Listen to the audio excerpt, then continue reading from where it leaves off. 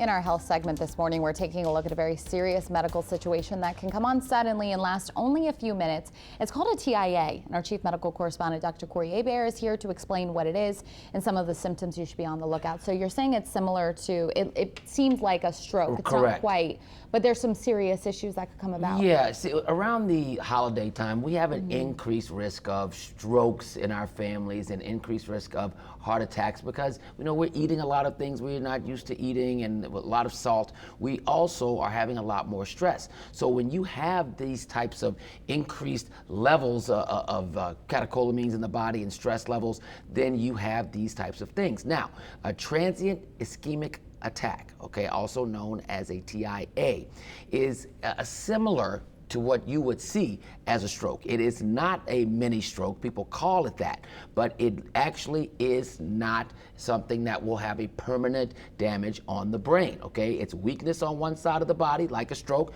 facial droop or weakness, like a stroke, numbness on one side, vision loss, speech difficulty, and dizziness. And all those things look just like a stroke. But the thing that is different is that it doesn't last for a long period of time, right? It lasts less than 24 hours for these symptoms, but it can be something very subtle. So you might be talking or you might be speaking to someone and you see these symptoms and they're trying to get a word out and they can't. Then all of a sudden, it starts to be okay. And then what the problem is that they say, okay, I don't need to go to the hospital. I feel okay. And then something really bad happens. So if you have any of these symptoms that I just mentioned, whether we don't know if it's a TIA or a stroke when it's actually happening, so you need to go to the hospital where they will do the test and then we can see if it is a transient ischemic attack or if it is a stroke, okay? But please make sure 1 in 3 people that have a TIA will go on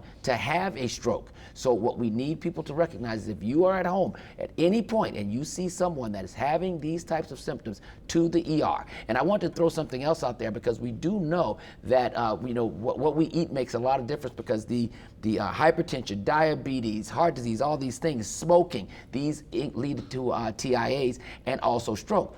But we looked at some of the things you ate and we talked about sugar, and we always talk about sugar. If you drink soda, it has an increased risk of atrial fibrillation, heart disease, and stroke over other sugary things. So let's just say you eat a cookie or you put some sugary toppings on something.